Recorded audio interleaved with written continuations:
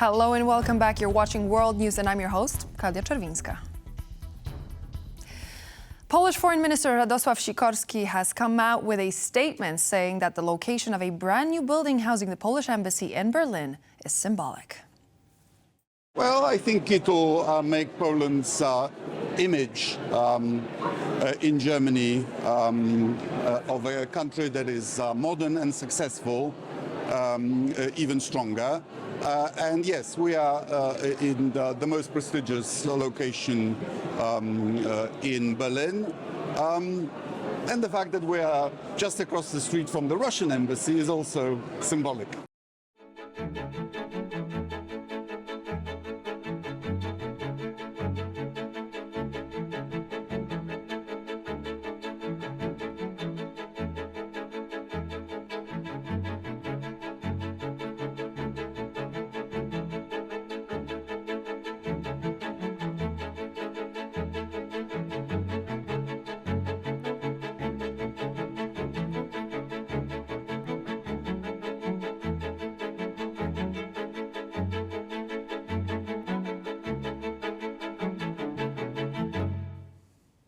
A French maritime patrol aircraft was a target of Russian intimidation on Wednesday in the Baltic Sea.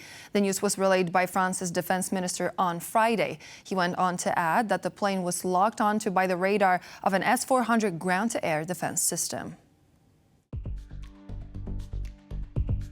On the night of Thursday, a French Atlantique maritime patrol aircraft was targeted by Russian intimidation measures. The aircraft was patrolling international airspace over the Baltic Sea as part of a NATO operation and was illuminated by the beam of the fire control radar of an S-400 ground-to-air defense system.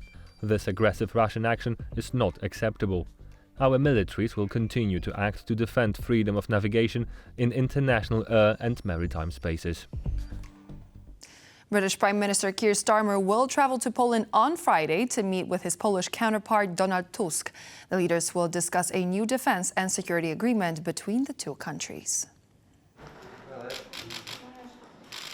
The new UK-Poland treaty aims to strengthen cooperation between the nations when it comes to protecting Europe from Russian aggression and tackling people smuggling gangs.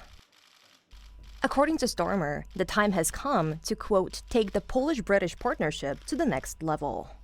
He also said that closer collaboration with allies such as Poland will protect the UK's national security. Swedish Prime Minister Ulf Kristersson arrived in Berlin on Friday for talks with German Chancellor Olaf Scholz and Friedrich Merz, the leader of the German Christian Democratic Union Party. The situation in Ukraine and support for the war-torn country is at the top of the agenda of the meeting between Kristersson, Scholz and Merz. In addition, the three leaders will discuss the European competitiveness and transatlantic relations. A two-day convention of the European People's Party, or the EPP, will begin in Berlin on Friday afternoon. Among the topics to be discussed will be defense, the competitiveness of the EU economy, and the need to simplify bureaucracy in the European Union. The convention will bring together most of the EPP's EU leaders. The president of the European Commission, Ursula von der Leyen, has announced her attendance in Berlin, marking her first in-person commitment since being hospitalized with severe pneumonia. Friday's session will focus on the competitiveness of the EU economy.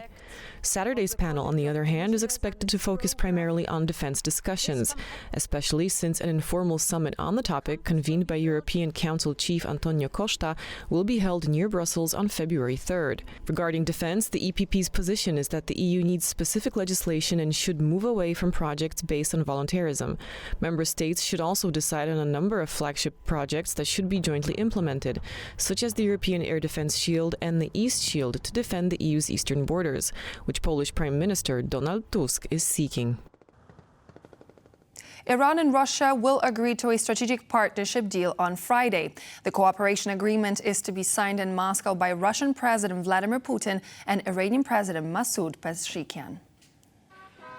The deal covers a 20-year-long time frame and details cooperation in the fields of security and defense. The pact is not intended to create a military alliance, according to Iran's Minister of Foreign Affairs. Tehran and Moscow strengthened ties after the 2022 full-scale invasion of Ukraine, with Iran supplying Russia with Shahed drones. It is time to scrap European Union sanctions against Russia. This is what Hungarian Prime Minister Viktor Orbán announced on Friday. In an interview with Hungary's state radio, Orbán said that the EU will have to adapt to a new era when Donald Trump takes office on January 20th. He also added that the EU should build a new relationship with Russia that is free of sanctions. 3 of the lawyers representing the late Russian opposition leader Alexei Navalny have been jailed with sentences between 3.5 and 5.5 years in an extremism case. 3 lawyers for the late Alexei Navalny were found guilty on Friday of belonging to an extremist group and jailed for between 3.5 and 5.5 years. They were tried behind closed doors. Vadim Kobzev, Igor Sergunin, and Alexei Lipster were arrested in October 2023 and added the following month to an official list of terrorists and extremists. The president of Belarus, Alexander Lukashenko, has reportedly ordered migrants on the Polish-Belarusian border to be relocated back towards Russia. A colonel at the Polish border guard said this move may come in preparation for the presidential election in Belarus, as Lukashenko aims to maintain peace in the country. The election is set to take place on January 26. The first weeks of January marked a calmer time at the border, as a smaller number of migrants tried to cross into Poland, according to the Polish border guard representatives. Romania has announced that its national airspace was breached during an overnight Russian attack on neighboring Ukraine. In response, Romania scrambled 2 fighter jets to monitor the attack from the air. Russian drone fragments were found in the southeastern county of Tulcea, according to the Romanian Defense Ministry. This is not the first time such an incident has taken place in Romania, which shares a 650-kilometer border with Ukraine. Drone fragments and airspace breaches have occurred regularly over the past year and a half as Moscow attacks Ukrainian port infrastructure. All North Korean soldiers in Russia's Kursk Oblast could be killed or wounded in action by April of 2025, according to the Institute for the Study of War. A report prepared by the Institute for the Study of War says that North Korean troops have been suffering approximately 90 casualties per day since they were deployed to fight Russia's war in Ukraine in December 2024. The study suggests that if the situation remains unchanged, the entire contingent of 12,000 North Korean troops could be killed or wounded in action by mid-April 2025. According to South Korea's National Intelligence Service, 300 North Korean soldiers have already been killed and 2,700 wounded so far. According to U.S. President-elect Donald Trump's pick for Treasury Secretary Scott Bessent, the Russian sanctions from the Biden administration were, quote, not fulsome enough. I believe that the sanctions regime, especially, well, first of all, I would say in my adult life that the tragedy going on in Ukraine is one of the greatest tragedies of my adult life. And ending that as soon as possible, and any role the Treasury can play in that, if confirmed, I would like to do. As we discussed, I believe that the sanctions were not fulsome enough. I believe that I believe that the previous administration was worried about raising U.S. energy prices during an election season. The implementation of a hostage ceasefire deal between Israel and Hamas signed in Doha will go as planned on Sunday and will not be delayed due to the timing of Israeli government meetings, according to Hebrew media reports. Our correspondent in Tel Aviv, Diana Skaya, gives us the details.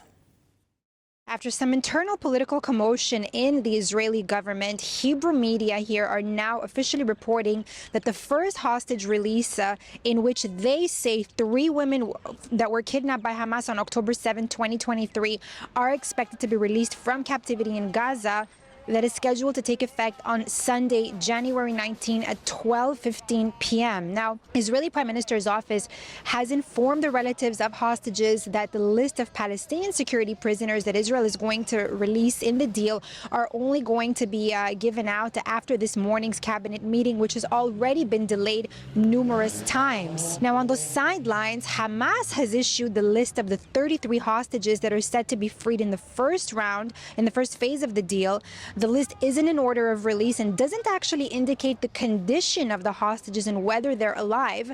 However, Israel believes that most of the 33 hostages set to be released in the first phase are alive. Among them, Polish-Israeli citizen Oded Lifshitz. His name does appear on the list, as do the children from the Bibas family.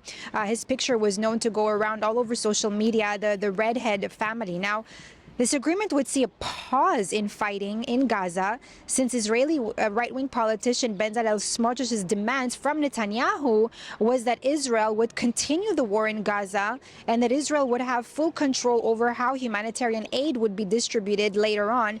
And reportedly, that's been accepted. However, nothing is clear as of yet. And at the same time, Israeli airstrikes do continue in Gaza ahead of the ceasefire agreement. Diana Sky for TVP World in Tel Aviv. French President Emmanuel Macron arrived in Lebanon on Friday for a visit aimed at helping speed up the formation of the country's new government. This is his first trip to the country since 2020. Macron's visit follows the election of Joseph Aoun as president on Thursday, ending a 2-year vacancy. France, together with its American and Saudi counterparts, has played a key role in helping break Lebanon's political deadlock. According to the French president's office, the purpose of Macron's trip on Friday is to underscore the importance of Lebanon's sovereignty, as well as to help the country with the introduction of economic reforms that would restore international confidence. And with that, we end our news service, but please do stay tuned here on TVP World as we're back in just a moment with more news and features.